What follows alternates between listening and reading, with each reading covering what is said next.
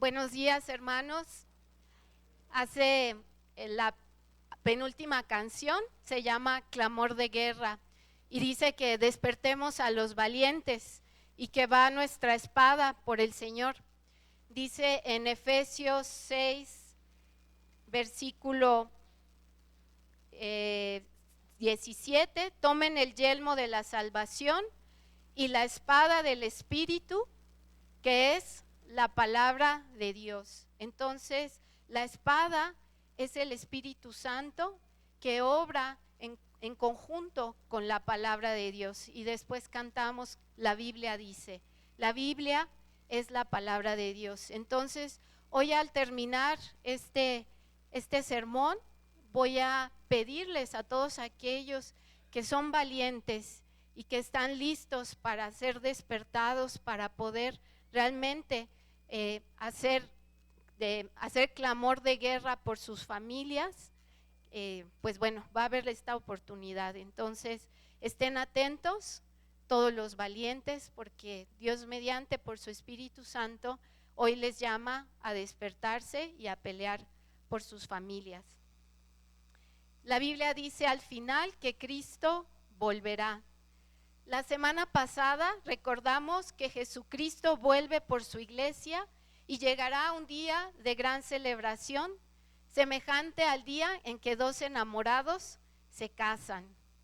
Recordamos también la semana pasada que el amor de Dios es tan grande que no estamos en esta espera de Jesús solos, sino que tenemos al amigo del novio que está con nosotros. ¿Quién recuerda quién es el amigo del novio que está con nosotros en esta espera del regreso de Cristo?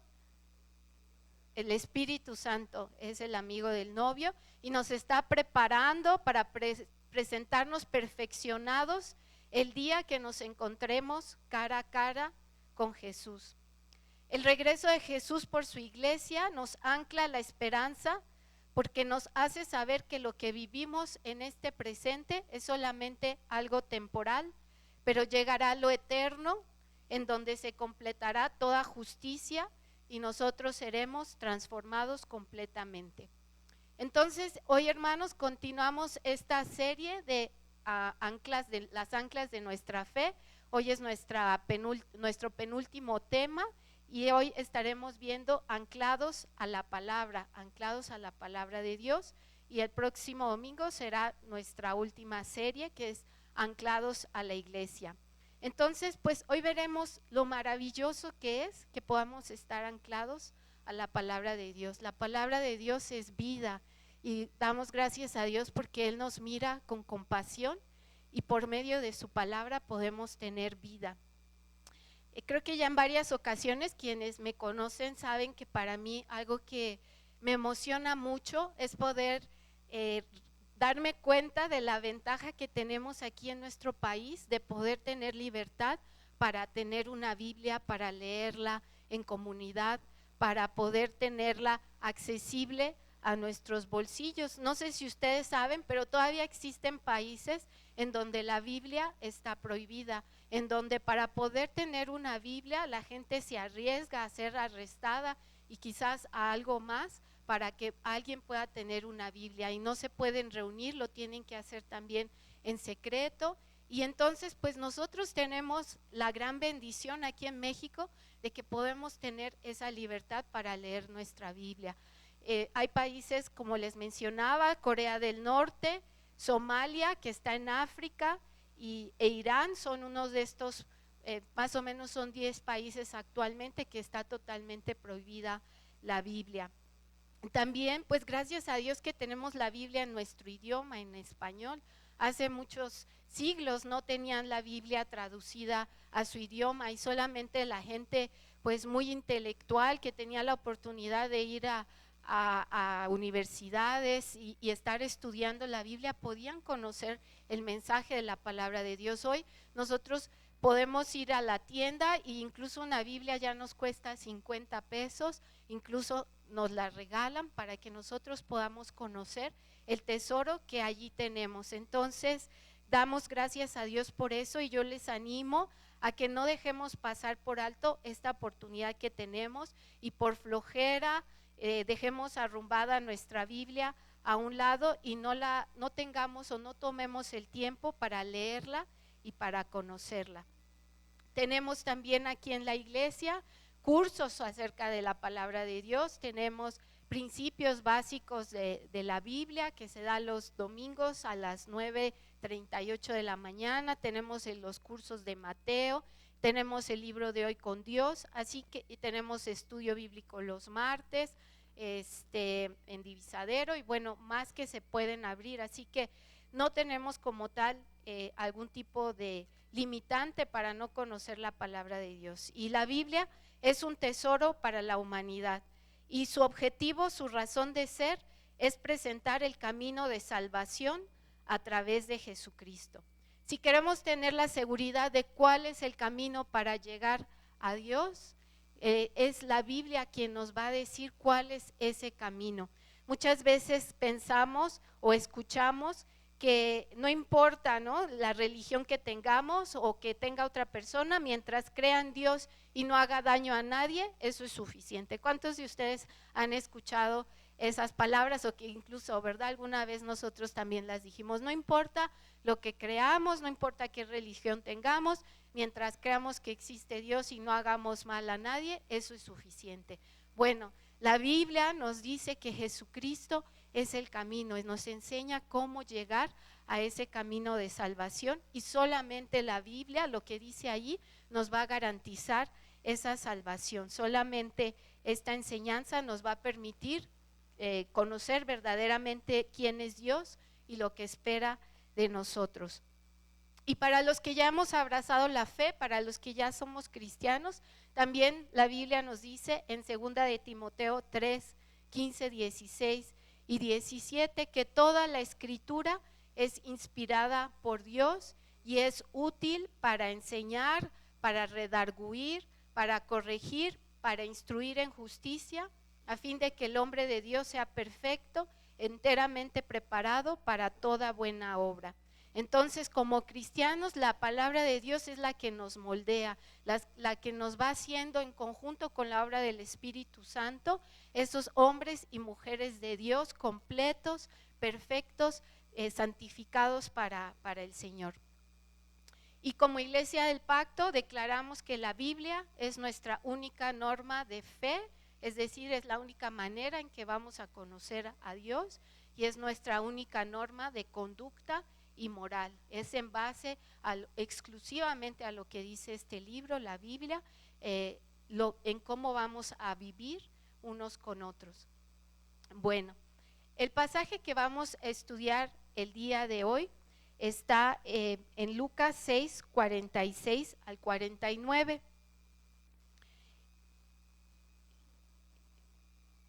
Y mientras algunos están abriendo su Biblia, aunque también va a aparecer en el proyector,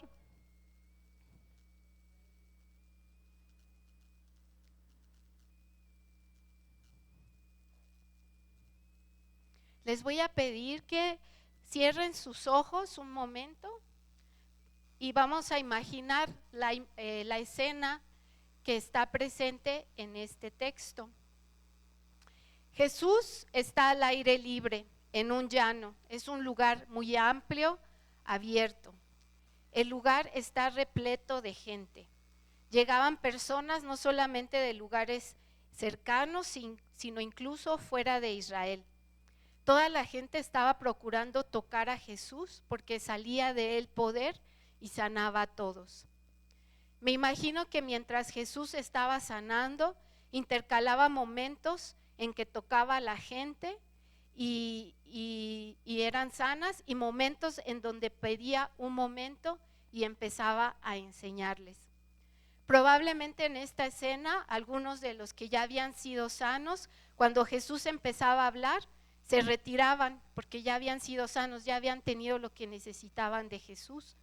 Y otros, como suele suceder, estaban más interesados en hablar del vecino o dar su opinión sobre Jesús que escuchar sus palabras.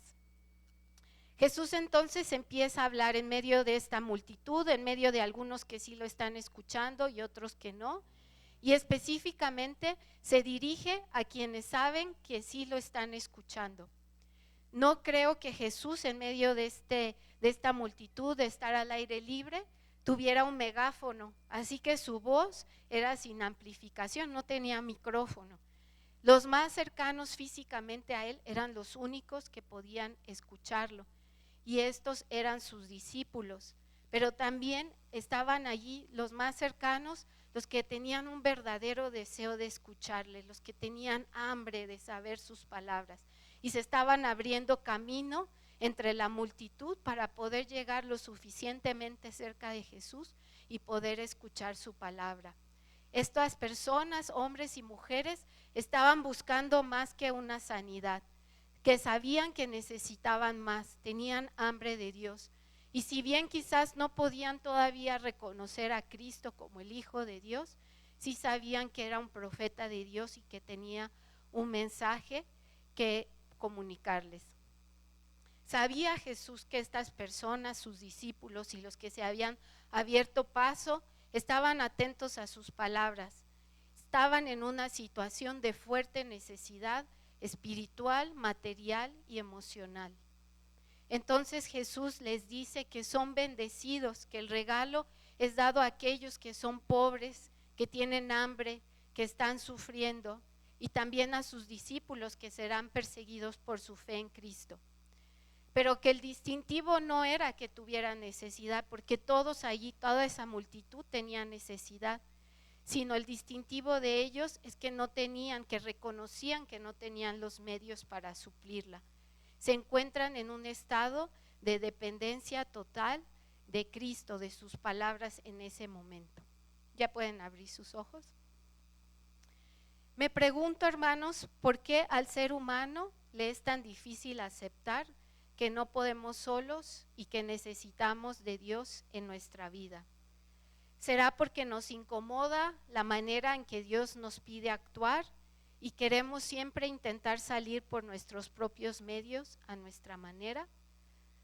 Así que los que estaban escuchando, además de sus discípulos, son gente que tienen hambre, que están sufriendo, que están rendidos y que no saben qué más hacer. Y lo que Jesús les dice no es lo que alguien con necesidad espera escuchar. No es como tal un mensaje de apapacho. Jesús les empieza a decir: oren por los que les hacen mal y háganles bien, que sean personas llenas de misericordia para con los que los lastiman, que no juzguen, que perdonen, que no estén criticando a los demás, sino que se enfoquen en su propia condición, y que si su corazón está amargado, sus palabras y sus acciones serán de mal. Y termina entonces Jesús diciéndoles estas palabras. Ahora sí, nos ponemos de pie y vamos a leer Lucas 6, 46 al 49.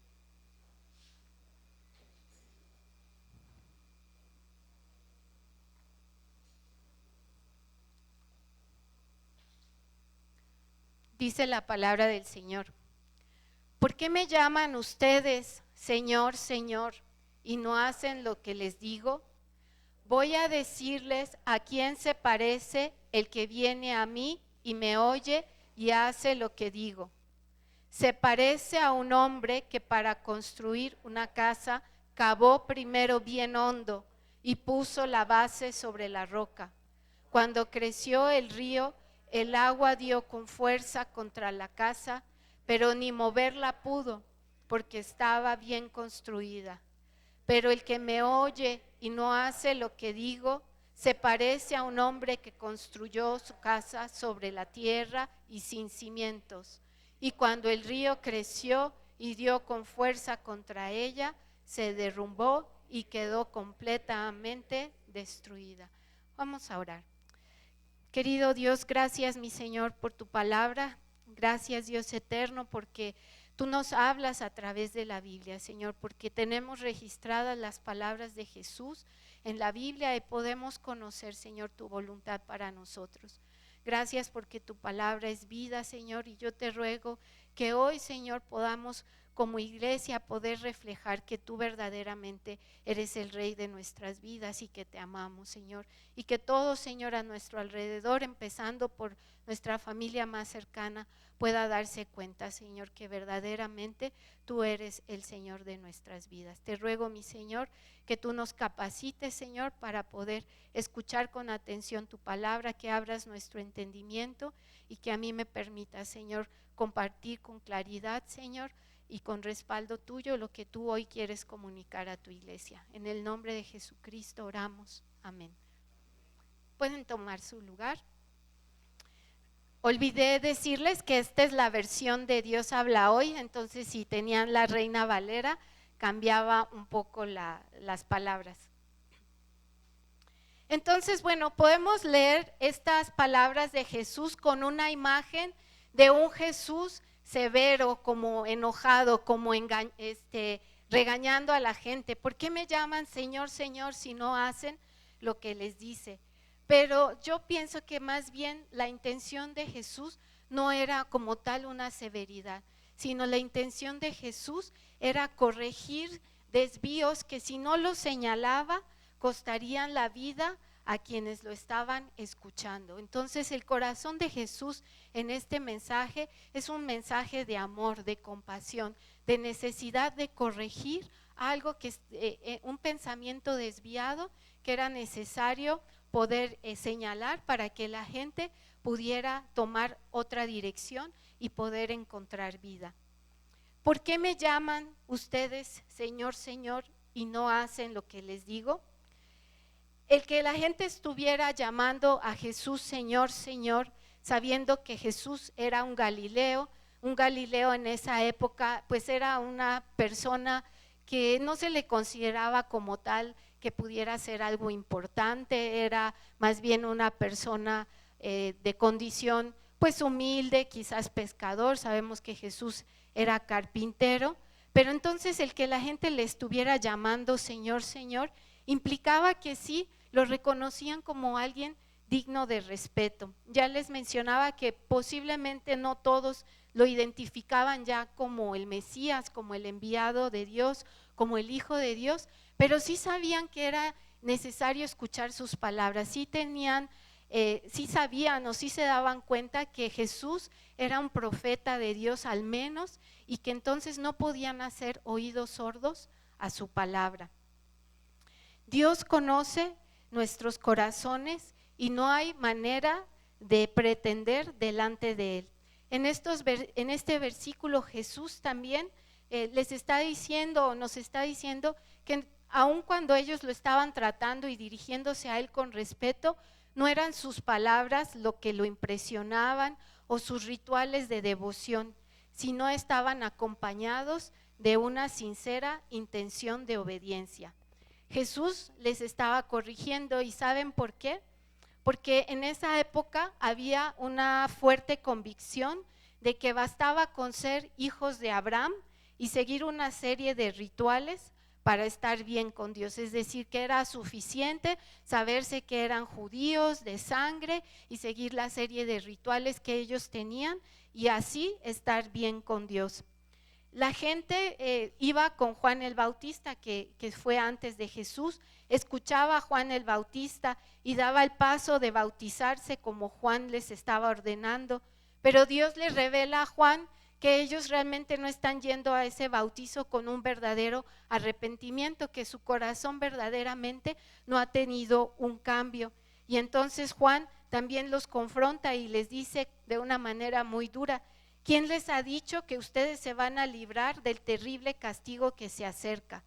Pórtense de tal modo que se vea claramente que se han vuelto al Señor y no vayan a decir entre ustedes: nosotros somos descendientes de Abraham. Entonces, esas son las mismas palabras de Jesús. ¿Por qué no hacen lo que yo les digo? Entonces, hermanos, si nosotros o alguno de ustedes cree que lo hace ser hijo de Dios es estar aquí hoy en la iglesia, venir los domingos, conocer la Biblia, tomar la Santa Cena y decir que es cristiano, está equivocado. Eso no es lo que nos hace hijos de Dios. Jóvenes, ¿dónde están los jóvenes? Si ustedes creen, queridos chicos, que porque sus papás son cristianos o porque desde niños vienen a la iglesia, eso los hace estar bien con Dios, ser hijos de Dios, no, están equivocados.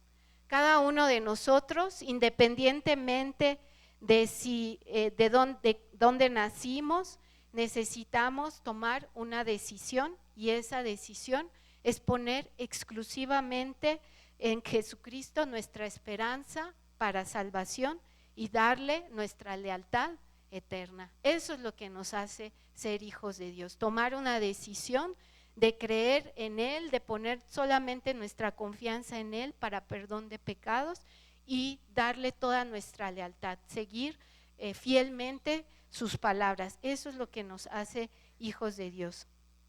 Cada día, en cada decisión, en cada pensamiento, quien debe tomar el control en nuestras vidas es la palabra de Dios y no nuestra propia voluntad o nuestra manera de hacer las cosas.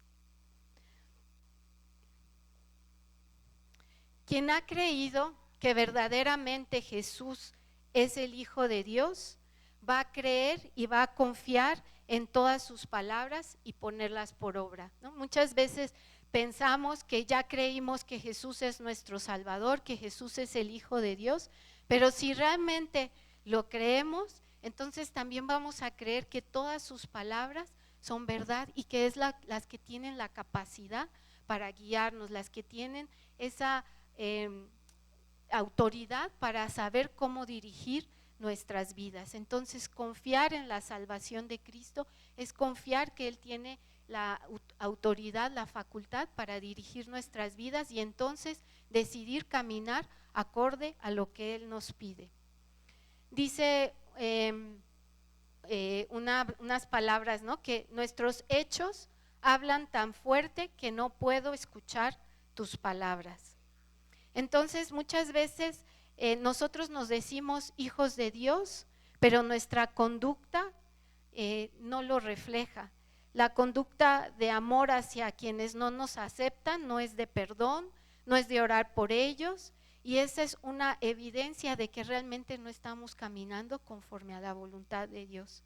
Y entonces nuestros hechos hablan tan fuerte que aunque digamos que somos hijos de Dios, que somos cristianos, las personas no pueden escuchar nuestras palabras. Entonces, vivamos de tal manera que nuestros hechos hablen de que Jesús es el Rey de nuestra vida y de que lo amamos.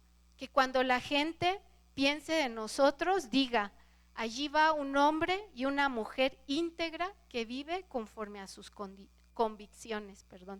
Quizás pueda ser que no estén de acuerdo con nuestras creencias, pero que digan de nosotros, allí va un hombre y una mujer que camina de acuerdo a sus convicciones. Yo quiero ser una persona que así piensen de mí. Aquí está Lirio. Sí, Lirio. ¿Me permites compartir brevemente una historia que me contaste sobre Freddy? Sí, gracias.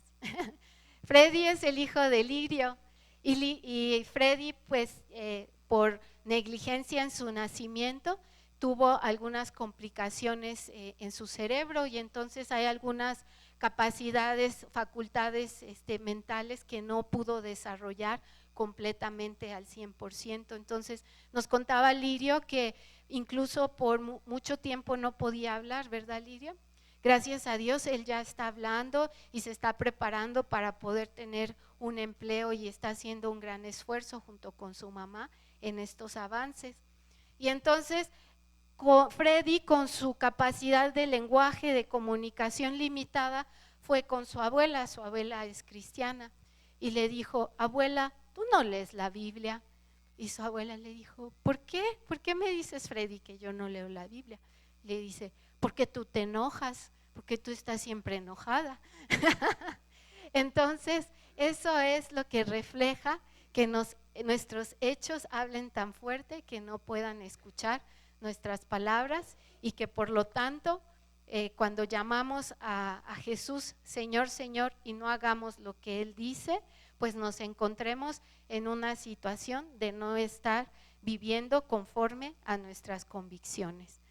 Arrepintámonos y tomamos la palabra de dirigirnos a Jesús como Señor a la ligera. Cuando yo estaba leyendo estas palabras, pues la verdad, esa fue la convicción que llegó a mi corazón, que muchas veces en nuestra cultura cristiana, Señor, Señor, y esto, y oramos, y Señor Jesús, pero no estamos haciendo lo que Él nos pide.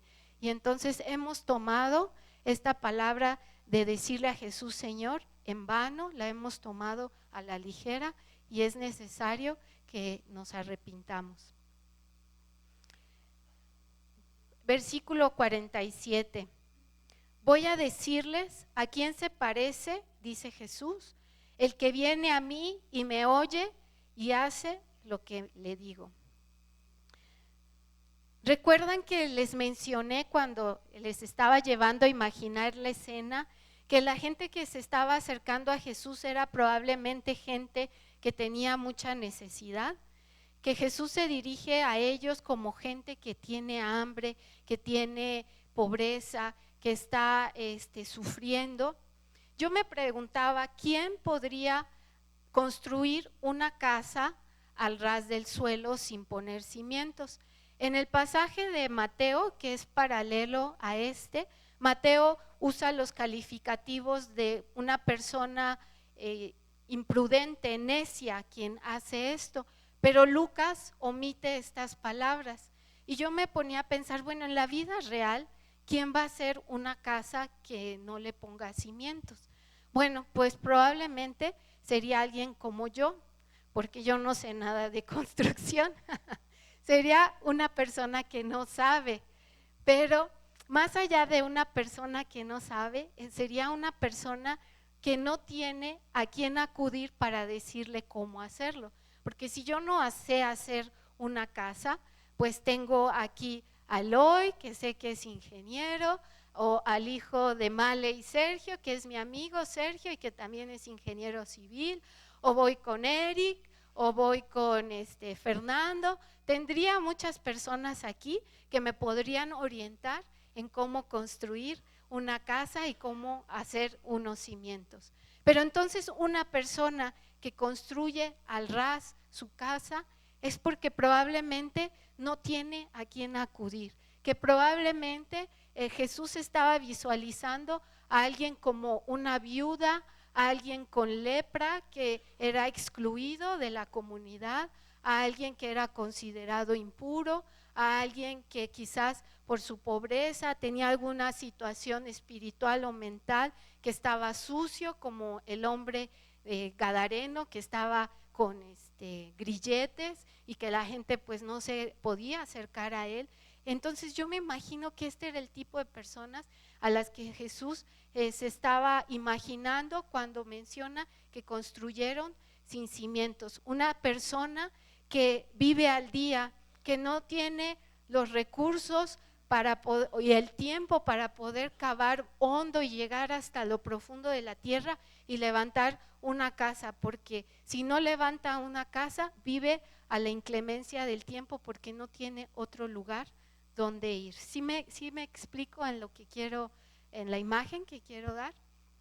Y entonces Jesús está diciendo estas palabras con compasión, está diciendo, personas, ustedes, hermanos, hermanas, que no tienen, que se sienten solos, que se sienten desvalidos, que no saben a quién acudir para guía, yo estoy aquí, vengan a mí, yo no los voy a rechazar.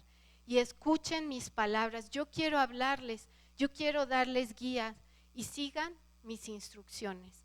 Cuando las personas están así marginadas, abandonadas, solas, lo que necesitan es esa esperanza de saber que Jesús es alguien que no les va a rechazar y que Jesús a cada uno de nosotros siempre nos está diciendo, vengan a mí, no los voy a rechazar. Quiero hablarles, mis palabras están allí para ustedes y quiero darles guía y ustedes pueden seguir mi guía.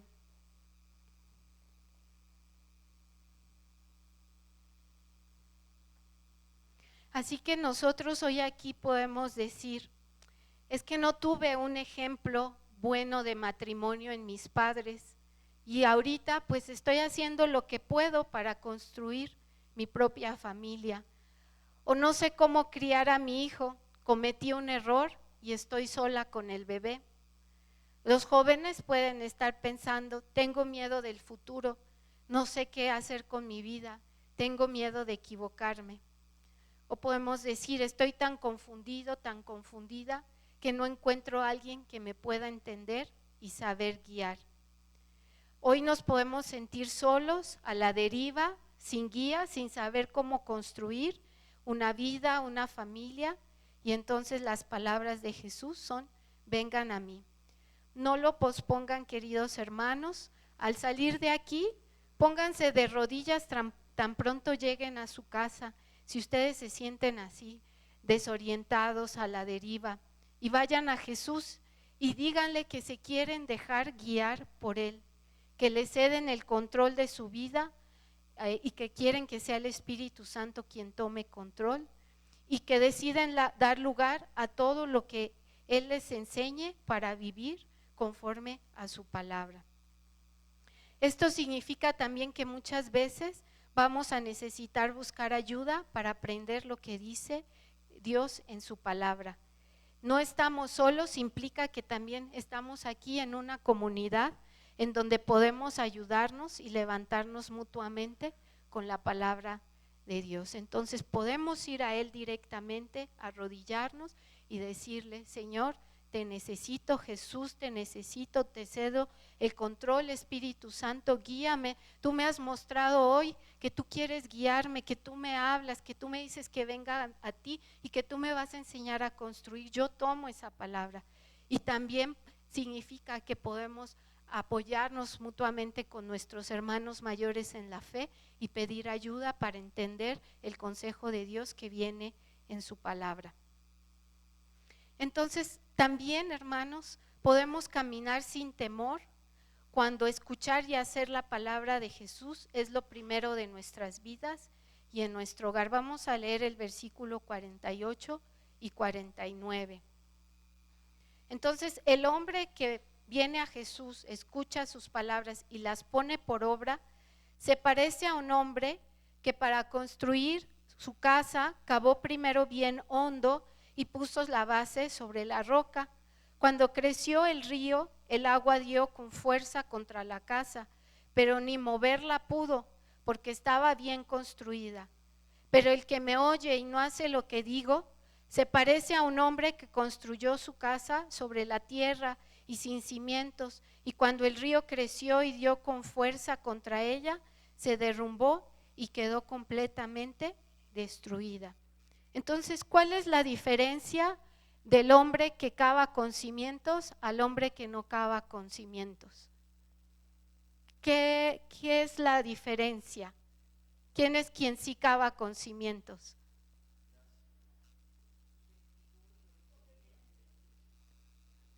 El que pone por obra la palabra de Dios. Los dos hombres escucharon, los dos hombres vinieron a Jesús y escucharon, pero solamente uno puso por obra esas palabras, solamente uno se dejó guiar por esas palabras de Jesús y es esa persona quien Jesús dice que está construyendo con cimientos sólidos y que su casa, cuando llegue la inundación, no va a caer. Entonces muchas veces nosotros sentimos temor cuando vemos que la amenaza a nuestras vidas llega, cuando empezamos a estar experimentando algún tipo de crisis financiera o crisis en nuestro matrimonio, o estamos viendo que hay situaciones con nuestros hijos que nos están preocupando gravemente.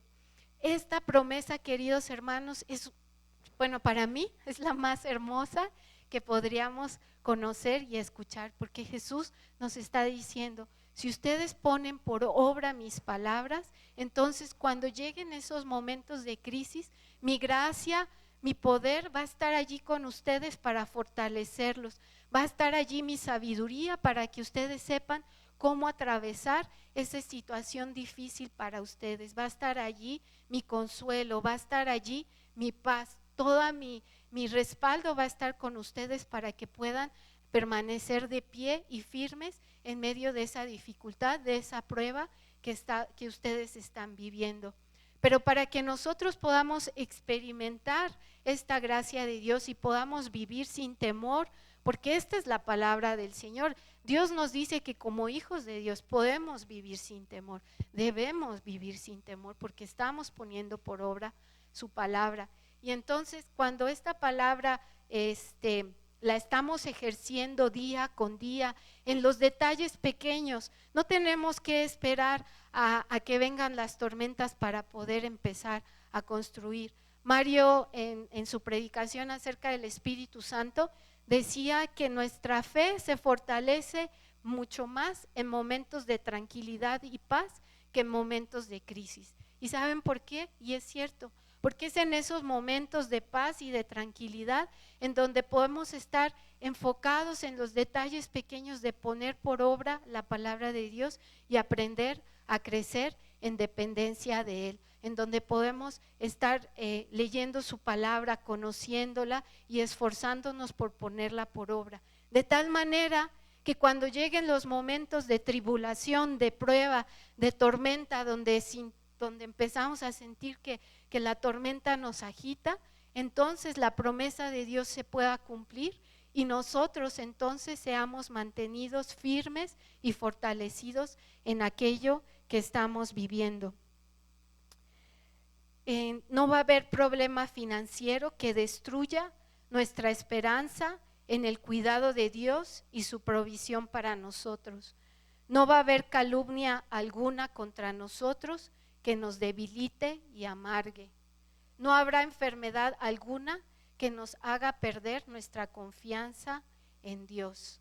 Aunque el agua dé con fuerza contra nosotros, contra la casa, dice la palabra de Dios que ni moverla pudo, cuando hemos puesto atención en seguir cada día fielmente lo que Jesús nos pide. Vivimos siempre con preocupación, ¿y cómo voy a hacer con mi hijo? ¿Y qué va a pasar con mi negocio? Ale nos contaba, ¿no? ¿Y qué voy a hacer si me despiden? ¿Y qué va a pasar si el tratamiento médico no funciona? ¿Y si no paso el examen?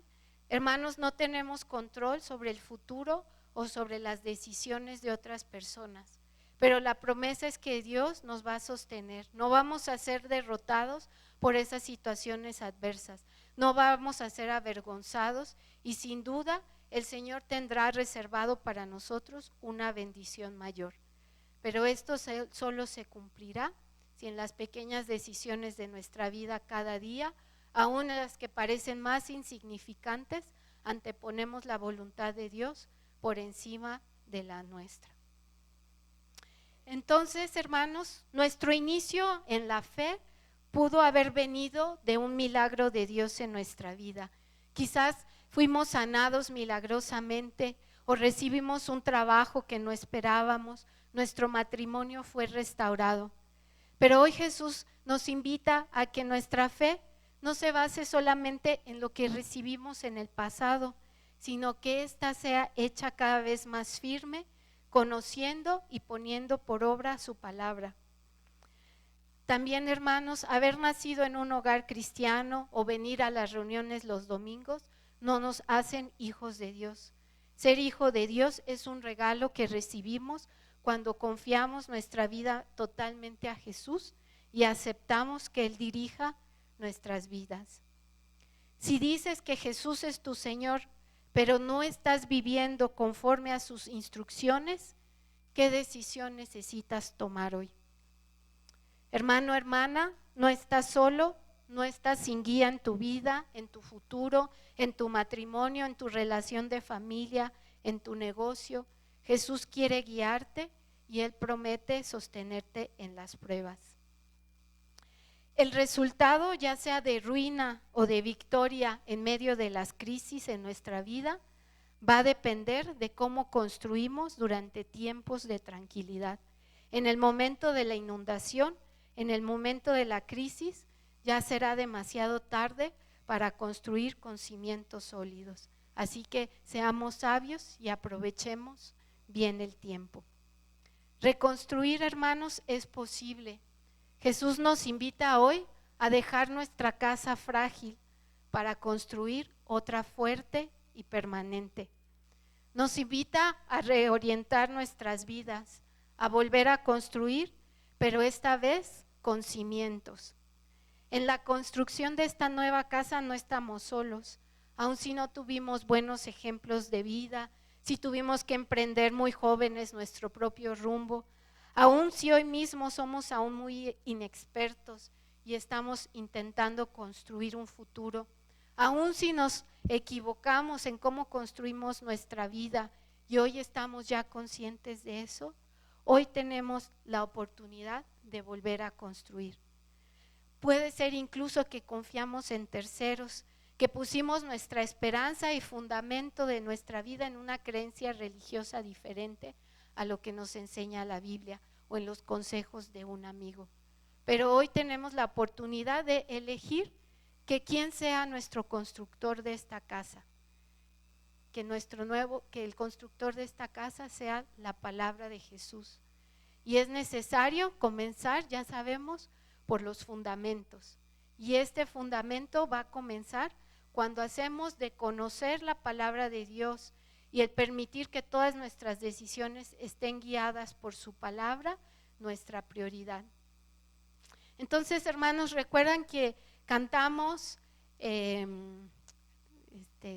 Clamor de guerra, ¿verdad? Se llama clamor de guerra, despertad a los valientes, va mi espada por ti, Señor. Y vimos que la espada es el Espíritu Santo, la palabra del Señor.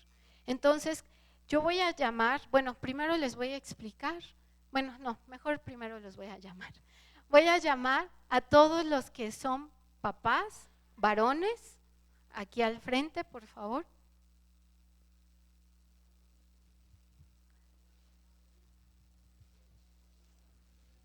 A todos los varones que son papás.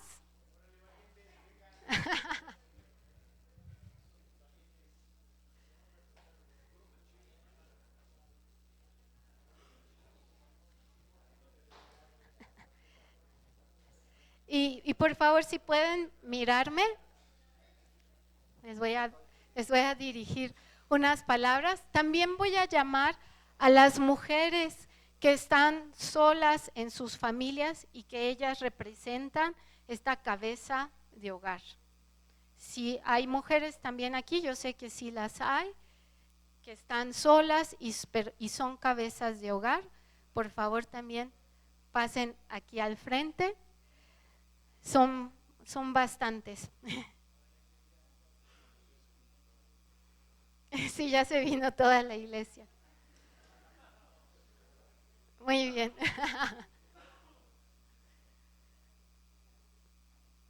Bueno, queridos hermanos, hermanas, cabezas de familia, yo los invito a que hoy tomen la decisión de hacer la prioridad en sus familias, el conocer la palabra de Dios y ponerla por obra.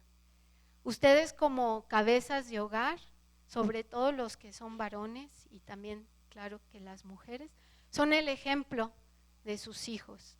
Sus hijos les van a poder decir, ¿por qué me llaman Señor? ¿Por qué llaman a Dios, a Jesús, Señor, Señor?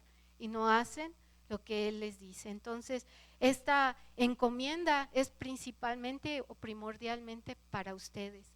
Que ustedes sean ese ejemplo en su hogar de lo que significa ser un hijo de Dios y de llamar a Jesucristo Señor. Y de hacer, como les decía, la prioridad, el poder conocer la palabra de Dios. Ustedes son los que van a enseñar a sus hijos a amar la palabra de Dios y a ponerla por obra. Mi primer maestro de la Biblia fue mi papá. Y me acuerdo que nos sentaba a mi hermano y a mí a leer el libro de los Hebreos. De los Proverbios. Estábamos ya muy avanzados. Así que ustedes también son los primeros maestros de sus hijos. Ustedes son los que tienen que poner por lo menos una vez a la semana, un día, para sentarse con sus hijos y decir, vamos a abrir la palabra de Dios y vamos a leerla y vamos a orar. Hemos estado orando un grupo de personas aquí por las familias. Hemos estado orando para que el Señor les fortalezca. Hemos estado orando para que los jóvenes puedan ser preservados de cualquier tentación del enemigo. Pero esto no va a suceder si ustedes no les enseñan la palabra de Dios y les enseñan a ponerla por obra. Entonces, hermanos, ustedes son los valientes que hoy necesitan despertarse y tomar este desafío y decir: yo, Señor, acepto ser esa persona que va a enseñar a mis hijos la palabra de Dios y quien va a poner el primer ejemplo. ¿Y saben qué va a pasar, hermanos? Esto es declararle una guerra a Satanás y a todo aquello que busca destruir nuestras familias. Y ya vimos que la promesa de Dios es que Él va a preservar nuestra casa firme en medio de las tormentas. Yo sé que todos ustedes aquí quieren su casa firme, quieren su hogar firme. Y la promesa entonces es que así va a ser si decimos: yo tomo el reto, yo me despierto, yo quiero ser esa persona que dirija a mis hijos en la palabra de Dios. Y yo sé que muchos de ustedes quizás tienen hijos ya mayores y que van a decir: no, mi hijo, pues si yo le digo ven y siéntate junto a mí, me va a mandar a volar, ¿no? Pero esto era lo que me venía a la mente. Si él o ella, su hijo o su hija, ve que usted fielmente un día a una hora se sienta en la sala, en el comedor, abre su Biblia, empieza a orar, empieza a estudiarla y está orando por su hijo y usted le está mostrando amor a su hijo y amor a los demás, y usted está viviendo la palabra de Dios, va a llegar el momento en que su hijo o su hija se siente junto a usted y le va a decir: está bien, mamá, enséñame lo que dice ese libro. Entonces no se desanimen si sus hijos al principio rechazan esta invitación. Perseveren porque Dios lo va a cumplir. Vamos a orar. Bueno, entonces, ¿están listos, hermanos, para tomar este reto? Más o menos. Venga, valientes. Alcen su mano. Querido Dios, tú estás viendo, Señor, estos corazones, Señor, que hoy quieren tomar, Señor, este desafío, Señor, a ser esas personas, esos maestros, Señor, en palabra y en hecho, para sus hijos, para sus hogares, de tu palabra, Señor. No hay nada más prioritario, Señor, en nuestra vida que conocer tu palabra y ponerla por obra y enseñarla a nuestros hijos, porque solamente esto es lo que nos va a permitir construir con cimientos profundos. Solamente es esto lo que va a permitir que nuestros hogares, que nuestras familias no caigan, Señor. Y hoy como iglesia, Señor, deseamos que nuestras familias sean fortalecidas por ti, Señor, que tu gracia en esos momentos de prueba esté presente de una manera poderosa, Señor, pero sabemos que eso solamente va a suceder si somos fieles, Señor, a este mandato que hoy tú nos estás, Señor, entregando. Yo te ruego por mis hermanos, mis hermanas que son cabezas de hogar, Señor, sosténlos, Dios, dales esa unción, esa respaldo, Dios, para que ellos puedan enseñar a sus hijos, Señor, que aún si no saben mucho de tu palabra, Señor, que pueda llegar por medio de tu Espíritu Santo esa revelación y ellos puedan ver cómo empieza a fluir, Señor, ese entendimiento de tu palabra, Señor. Gracias, Dios, por ellos que están aquí, por esta decisión que ellos están tomando, por su esfuerzo, Señor. Yo los bendigo en tu nombre, mi Jesús, y doy gracias porque sé que estos esfuerzos van a prosperar y ellos van a ver grandes milagros en sus familias, y ninguna de nuestras familias en nuestra iglesia, Señor, va a ser destruida. En el nombre de Cristo Jesús oramos. Amén.